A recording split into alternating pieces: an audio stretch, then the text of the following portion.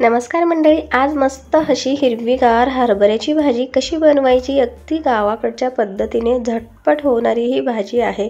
तर शेतावर गेलेलो होतो आणि छान अशी हरभऱ्याची भाजी तोडून आणलेली।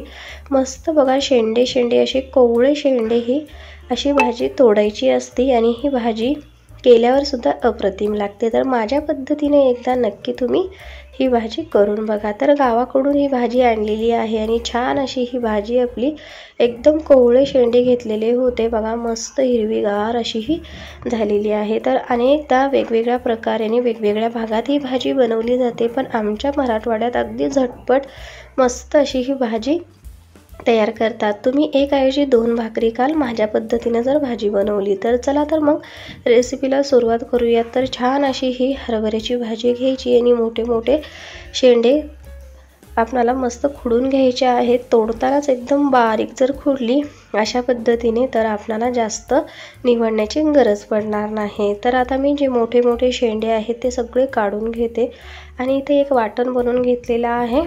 हिरवी मिरची, लसूण आणि जिरं। हिरवी मिरची छान अशी भाजून घ्यायची आणि छान असं आपल्याला वाटून घ्यायचं आहे। तर ही भाजी आहे छान धुवून घेते। हरभऱ्याची भाजी ही सहजा धुवत नाहीत, त्यातलं जे आंबटपणा आहे ते निघून जातो, पण आता फवारणी वगैरे केलेलं असतं म्हणून मी धुवून घेतलेला आहे। आणि इथं बघा तेल टाकून घेतलेलं आहे मोठे 2 चमचे आणि त्यामध्ये जिऱ्याची फोडणी देऊन आपण जे वाटण बनवून घेतलेलं आहे ते टाकून घ्यायचं। तर लसूण आणि मिरचीचा वापर जास्त करायचा, त्यामुळे भाजी मस्त चविष्ट लागते। तर इथं मिरची परतून झाल्यावर त्यामध्ये हळद टाकून घेतलेला आहे 1.5 चमचा। तर अशा पद्धतीने जे हे वाटण आहे तेलामध्ये छान परतून घ्यायचं, त्यामुळे आपली भाजीची चव आहे अप्रतिम लागते। तर धुवून घेतलेली जी भाजी आहे हरभऱ्याची यामध्ये टाकून घ्यायचं। तर धुवून नितळायला ठेवलं होतं, जास्त पाण्याचा अंश न ठेवता आपल्याला नितळून घ्यायचं आहे पाणी, त्यामुळे भाजीचा कलर टिकून राहतो। तर अशा पद्धतीने बघा आपली ही सगळी भाजी ह्यामध्ये टाकून आपल्याला उलटण्याच्या साहाय्याने हे सगळं मिक्स करून घ्यायचं आहे।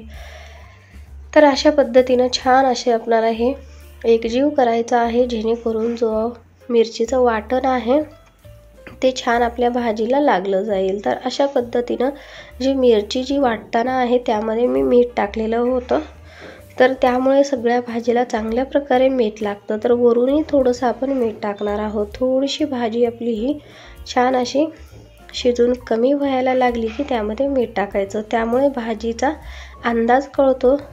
आधी जर मीठ टाकलं की आपल्याला भाजी दिसायला जास्त दिसते, पण शिजल्यावर कमी होते, त्यामुळे थोडीशी अर्धवट शिजल्यावरच आपल्याला पालेभाज्या ज्या आपण कोणत्याही बनवतो त्यामध्ये मीठ टाकून घ्यायचं आहे। तर अशा पद्धतीने आपल्याला झाकण न लावता ही भाजी शिजून घ्यायची आहे। झाकण लावल्यावर भाजीचा कलर काळपट होतो।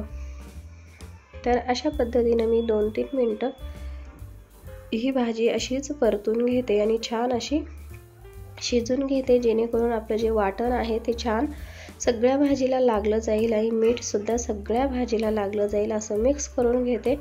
5-10 मिनटं आपल्याला ही भाजी छान मीडियम गॅसवर शिजून घ्यायची आहे। तर बघा मस्त आपली ही गावरान पद्धतीने झटपट होणारी हरभऱ्याची भाजी तयार झालेली आहे। ही भाजी तुम्ही मस्त गरम गरम ज्वारीची भाकरी, चपाती व बाजरीची भाकरी कशासोबतही खाऊ शकता, मस्त झटपट होते। तर तुम्ही कोणत्या पद्धतीने भाजी बनवता ही मला कमेंट्स करून नक्की सांगा। हा व्हिडिओ तुम्हाला कोणत्याही क्षणी आवडल्या चॅनलला नक्की सबस्क्राईब करा आणि साईडला दिलेल्या घंटीवर प्रेस करा, जेणेकरून नवीन व्हिडिओचं नोटिफिकेशन तुम्हाला सगळ्यात आधी भेटून जाईल। तर ही हरभऱ्याची भाजी अशा पद्धतीने एकदा नक्की बनवा। तर जी आपण हरभऱ्याची भाजी धुवून घेतली होती त्यामुळे यातला थोडासा आंबटसरपणा कमी होतो।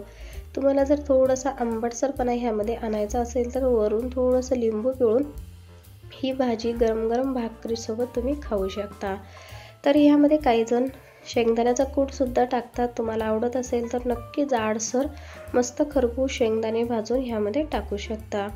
तर अशा पद्धतीने गावरान पद्धतीने झटपट होणारी ही रेसिपी तुम्हाला कशी वाटली कमेंट्स करून सांगा। आणि अशा झटपट होणाऱ्या रेसिपी व स्पेशली भाज्यांच्या रेसिपी मी माझ्या चॅनलवर अपलोड करत असते, त्यासाठी चॅनलला सबस्क्राईब आणि साईडला दिलेल्या घंटीवर प्रेस करा। व मला सपोर्ट म्हणून एक लाईक एक सबस्क्राईब जाता जाता नक्की करा। असाच झटपट व पारंपरिक भाजीचा व्हिडिओ घेऊन भेटू आपण पुढच्या व्हिडिओमध्ये। माझा व्हिडिओ पाहिल्याबद्दल धन्यवाद।